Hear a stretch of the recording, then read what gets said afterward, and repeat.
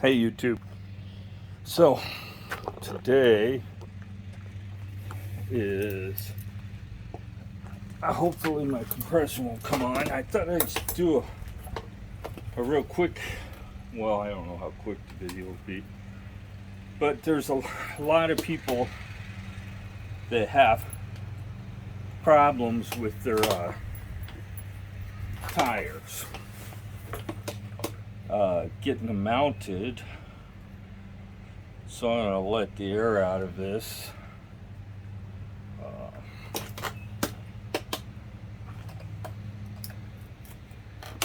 And show you what I'm talking about. Oh, I need some poke with. I should have got a screwdriver. Oh.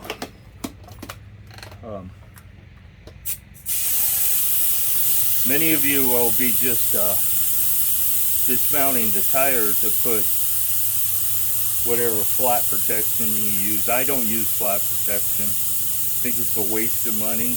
Actually, it costs you money because most times once you put flat out slime, whatever you want to use in there, it renders that inner tube non-replaceable.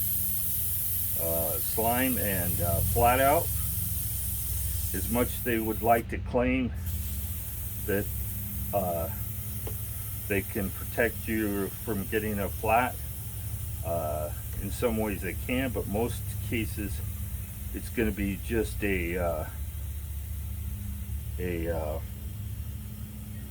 get you home. It's your rescue plan, so you don't have to carry a pump. Sometimes it works, sometimes it doesn't. It depends on the type of flat.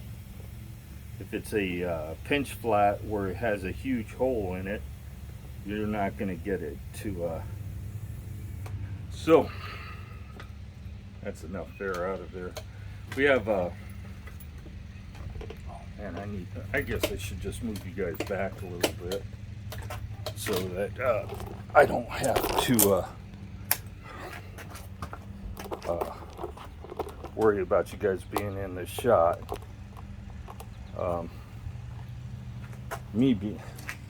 So I've got the say if I wanted to change the tire, I can do it. You don't need tools to change. If you were out on the trail, you could take this bead off. I'm just doing this to make sure that I can capture what I'm trying to show. Take the bead off, and because there's still a little bit of air in there, not likely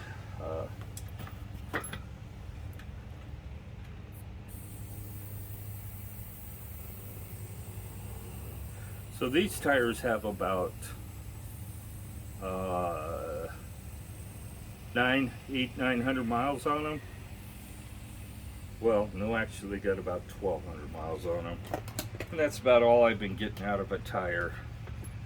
So these tires are really easy to get on and off. So I'm just taking the tire off. I want to show you guys why most of you get a pinch flat or get flat tire. So you can see here I have some tape along here.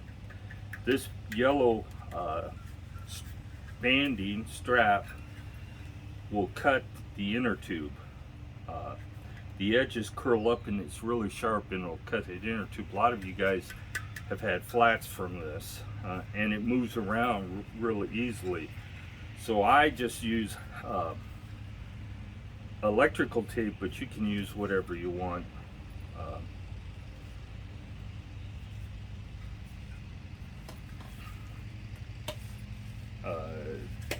Duct tape, packing tape, anything that has some structure to it. So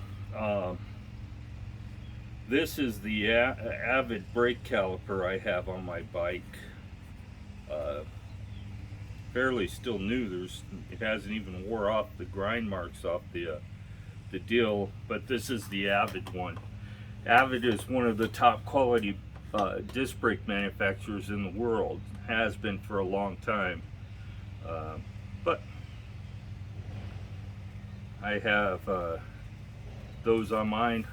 They were fairly inexpensive because they have a tendency to howl under hard braking. I don't really care. I can use it to warn people when I'm on the trail. So we've got, make sure you get that taken care of with either duct tape or whatever you want to use, because otherwise you're going to end up with a cut on your inner tube that flat out slime or whatever you're using won't actually do much about. So put the tire back on. See how easy that pops on. That's not.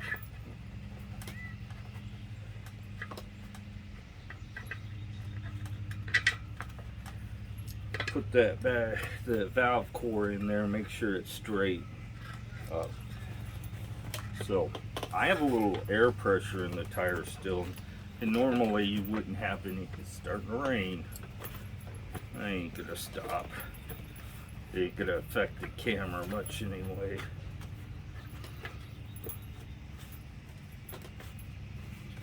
So got the tire back on. See, I didn't use any tools. Make sure your valve core is straight in there because you don't want it to cut. So I have a compressor, and hopefully it won't start running. So the goal here is to put about 4 or 5 pounds of pressure in the tire, and then we'll look at it once we do that.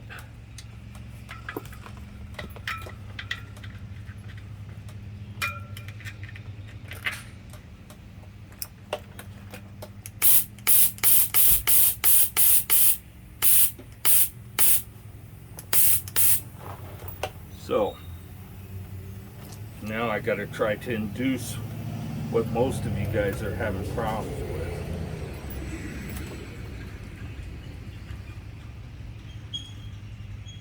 So that's spraying pretty good actually. So I got a little too much air to move the inner tube. So we'll let some air out. I knew that this was probably going to be that way, that when you want it to do it, it won't do it. So, let's see if we can get it to.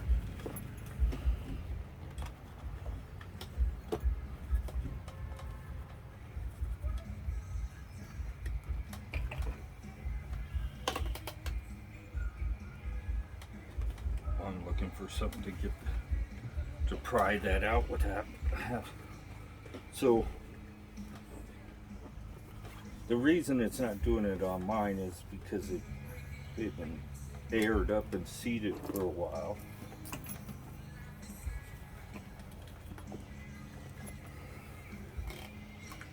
Let me grab something.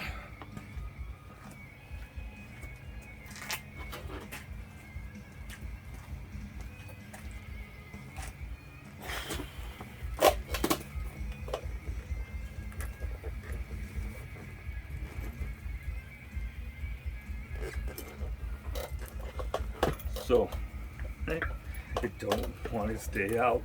Where's the beans?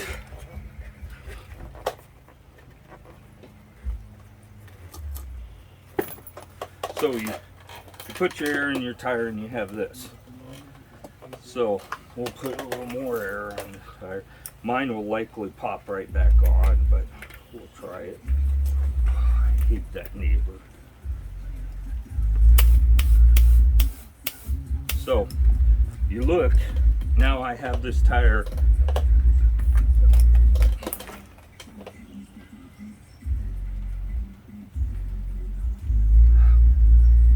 this guy's 55 years old. It just proves that some people never grow up. So now what we're gonna do is I got too much air pressure in there to do that, to to move it. So now you're letting the air out, but we're not going to let much air out. See, the tire still has about some pressure in it. Now we're going to go around and push in, down, and in on the tire, and so that it pops underneath the deed. We still have enough pressure that once we do that, it's going to stay put. So we're going to air up the tire.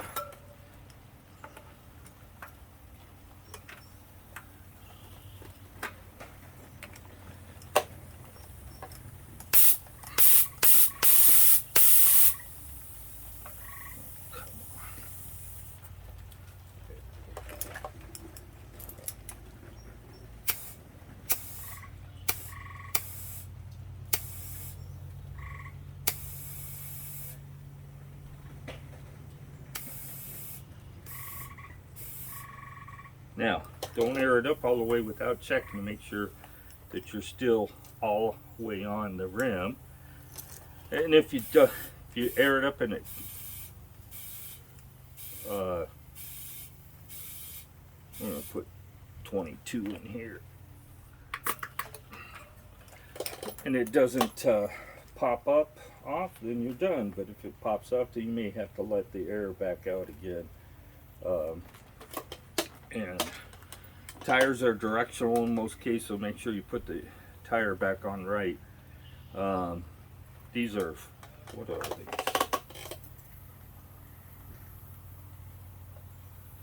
These are, I believe, a 15. Yeah, specialized bike tool.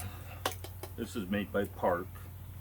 They typically on, it's called a CCW4. Typically on older, back in the day, this would fit the front and the back wheel, but not on this bike. It has a 18 on the back.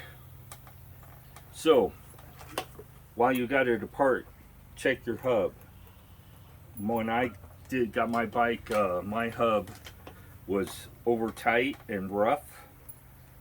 So I tore it apart and greased it. This is the only serviceable bearing on the bike, as in service, that you have to have it re-greased. When it gets loose or rough, then it needs to be serviced. In my case, this is fine still. And we'll put her back on. I'll continue the video and show me putting it back on, because sometimes you're going to end up having to recenter your wheel on the dropouts to make sure that it's not rubbing on your brake. So let's go down here. Still raining. So we'll put this on. You have axle retainers, so you're going to need to screw this out all the way. Make sure you're in your disc brake.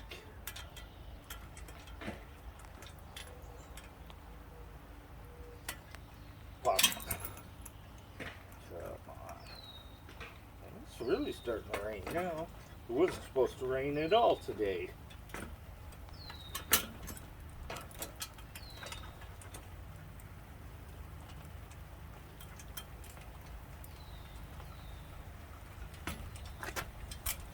So the axle retainers have a little hole that it goes in.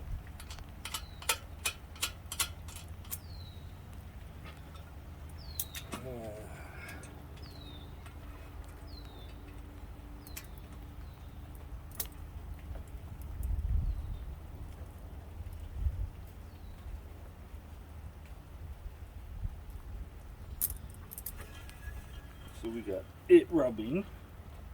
We'll look and see where it's rubbing.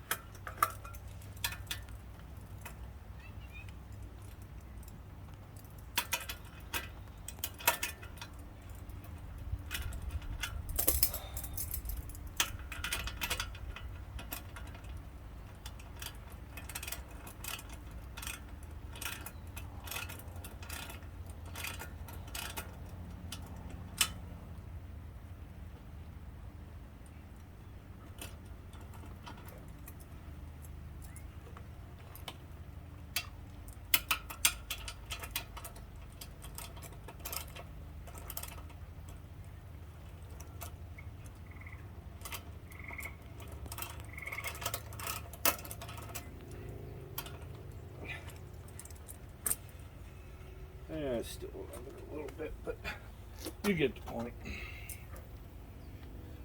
So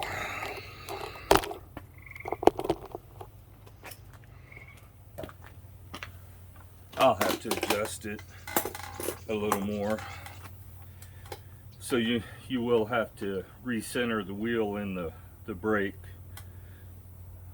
or you can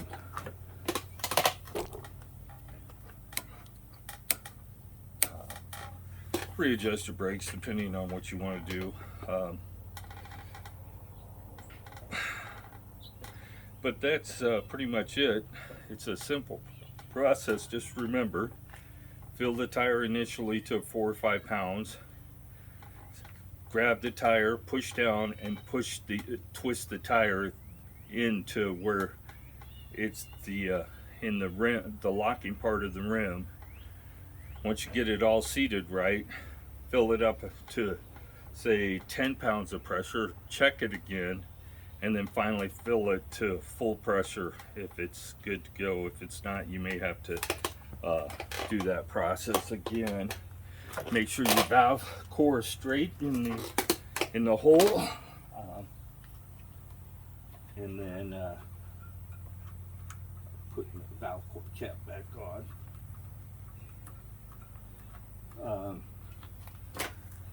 By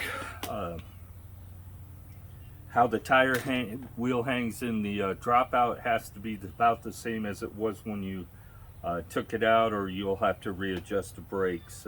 And you can do that. It's not that hard to get it to recenter in the brakes. But before you make some adjustments, re-squeeze the brakes, make sure it's working right. Oh, like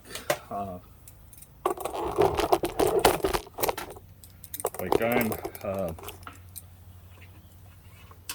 fairly certain that I have this one side hanging down too far, so I need to pull on the spokes and from the opposite side and tighten it up.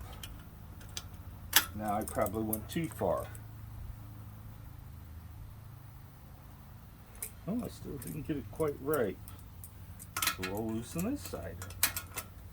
Try pushing it.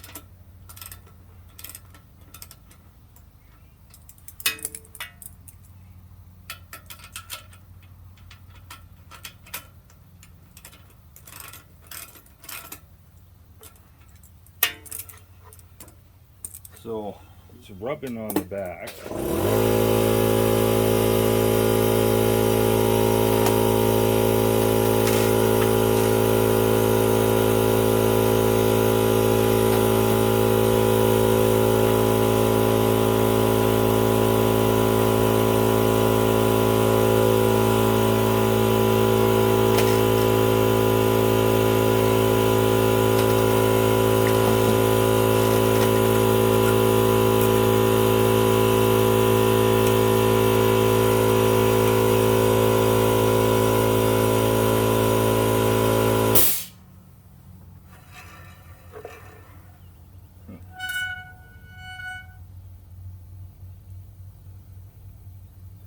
Here. Now where's it rubbing? It's actually rubbing on the brake still. But sometimes you can adjust this all the way out and still get that noise. So you'll adjust it.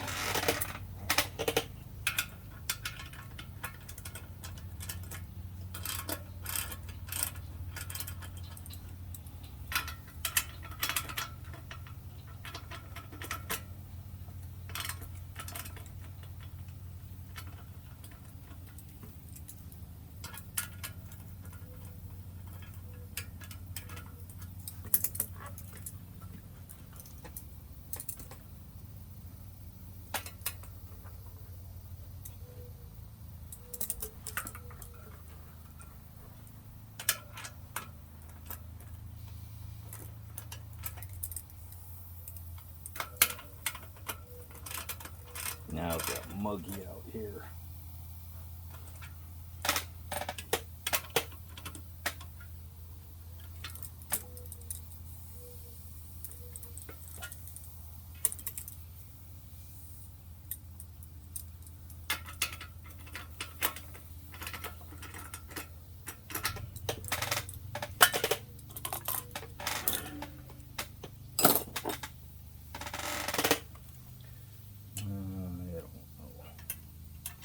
I guess I must have had the wheel in there cockeyed.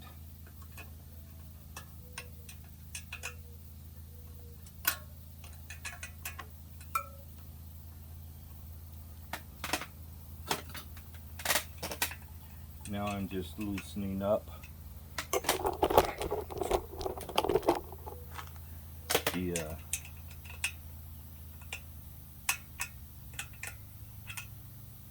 brake caliper from its mount.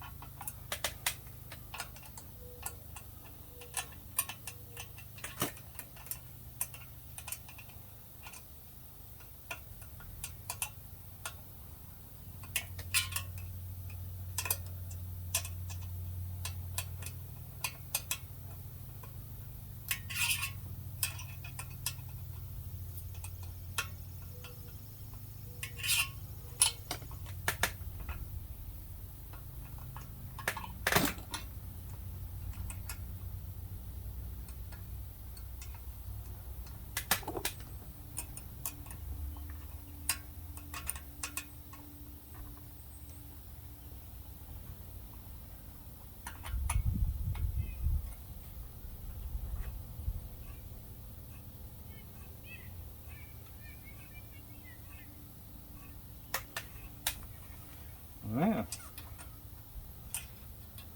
Seems that my rotor's a little warped.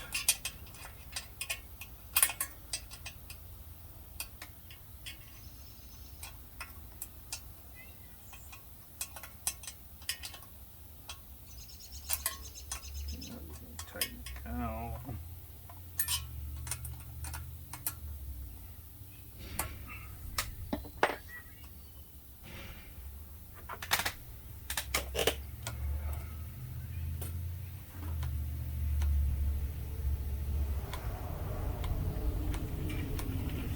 That edge, man. And that's why you squeeze the lever, because now it isn't rubbing anymore. It is a little too close to the handlebars. I can actually almost get it all the way to the handlebar. You can adjust it here, because if you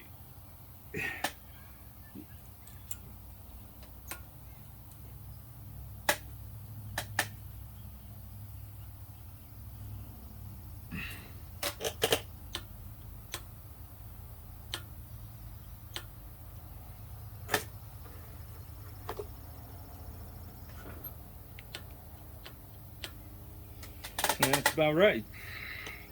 I could have adjusted it down at the where it mounts on the deal, but you always want to leave some adjustments, so if you warp your rotor, you can let it out some. But that's the short and the long of it. Just a quick brake adjustment, and you guys can see how easy my levers are to pull. Front one's even easier,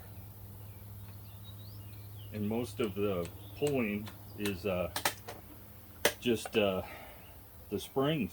You got a spring on the lever to return it, and then you have a spring on the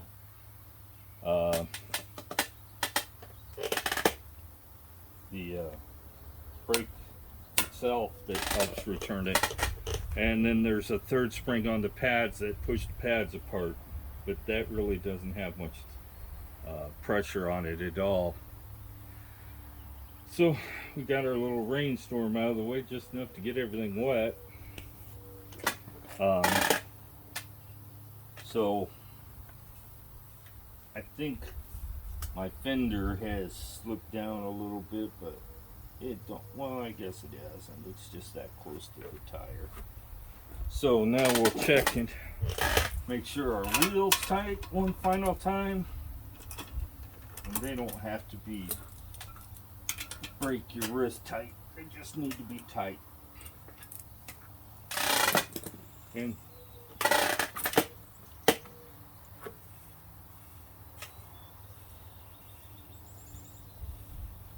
I have rubbing a little bit, but I ain't gonna mess with that because it doesn't slow the wheel down any. As you can see, it spins forever. And the tools required, like I said, was a 15 millimeter Allen wrench. I mean a 15 millimeter socket or wrench, and a 5 millimeter Allen wrench just in case you have to adjust the brakes. The brake, if you have to, if the wheel needs to be serviced and you don't have the tools because it takes some flat wrenches to do it, my suggestion is take the wheel off the bike, take it to a bike shop and tell them that you need your bearings and your wheel serviced. They can't reject it saying it's an e-bike because they can't prove that it is an e-bike. It's just a regular bike to them at that point. And then get your bike, your wheel service. The rest of them, if there's a problem with the bearings in them, you have to replace the bearing themselves. The bottom bracket takes a specialized tool to get it apart. I have the tool, but I am not going to tear it apart until it needs. The only way you'll know it's time is when if you grab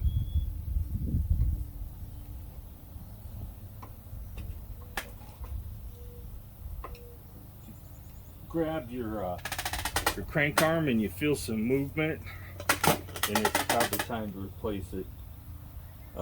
It's not worth spending the $18 or $19 for the tool to do it. I would just take it to a bike shop, and it's going to be, it looks like a specialized bottom bracket too. Don't have anything to measure with, but it does not look like a standard 68 millimeter one. It looks like it might be a 73 width. But 73 width is this housing here from one side to the other, and then you have a spindle length of the bottom bracket itself, and that's the distance from in here to out there. It looks like it's fairly wide, so it's probably a 125 or something like that. It's probably a fairly decent sized one, and if you don't get the right one, you won't have the right chain line, and you'll have problems with shifting.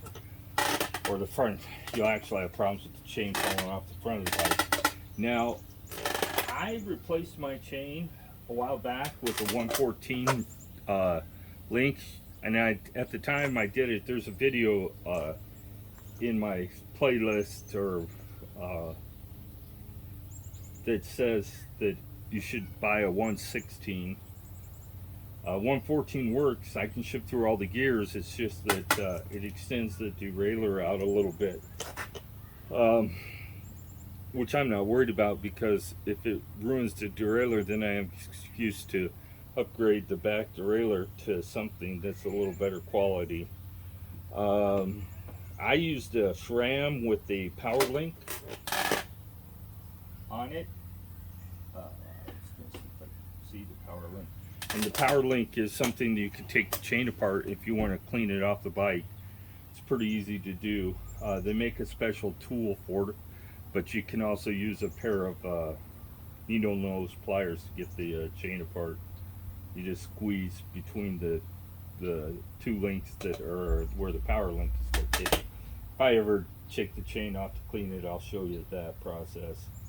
Other than that, bike's holding up good. We got 2,500 miles on it. I serviced the front wheel once. Just checked that it don't need it again. It's not likely it'll need it for another 1,000 miles or so. it should get serviced once a year. The grease cleaned and replaced, because that isn't a car. It's not sealed real well, so it wouldn't take much for water to ingress. So if you ride in the rain a lot, you're going to want to get that taken care of once a year. The rest of the bearings should be sealed from water. I'm not saying they are, but they should be. So headset's not serviceable, not by most people, and it would be a pain for most people to take it apart anyway. So the only other service I have left to do on it is the back wheel, and it's not recommended by Lectric at all. Maybe by the hub manufacturer. Eventually, that grease that's in it's going to turn to a solid, and then it's going to wear out the nylon gears that are in the housing there, the hub housing. But if you get the grease in the wrong spot, you're going to have problems with it not turning the wheel, because there's like a clutch mechanism in there that actually keeps it disengages when you say the wheel's not being powered and it's just spinning freely. And if you get the grease in the wrong place, it may cause the clutch nut to engage properly, and then you would have a problem with the drive. So I guess that's enough video for today. I don't know if I'll do one tomorrow. I'm gonna try to do one every Sunday. Maybe if I can get Karen to go out on a ride, we'll go out and talk on the trail. She when she got home the other night from riding her electric, she says, I like the electric, I feel more comfortable on it, but it is much harder to pedal than our Treks. She says the Trek I can go faster and takes less effort to do it. Now, I'm not sure if that's a mid-drive thing or if it's just the quality of the bike thing. These are a little harder to pedal. And that's the PAS settings on these are maybe not just right for us. Maybe if it had like a setting between 2 and 3, it'd be better suited for our riding style, but we ride it in PAS 2. I've gone as far as 25 miles. I get down to 46 volts. 44 is my absolute cutoff. So if I get to 44 volts, it's time. I should be at home and not out on the trail still. And the reason for that is longevity, battery longevity. If you discharge the battery every time all the way to 40 volts, which is what it's set at, you're going to eventually damage the battery. So keep that in mind. I need to get back in the house, get ready for my bike ride. Karen's not going out again. She's going to stay and ride her stationary bike. And I'm going to go out on the track. And I'm going to put this back up. So, like and subscribe. If you have any questions about what I've done today, submit them in the comments, and have a great day.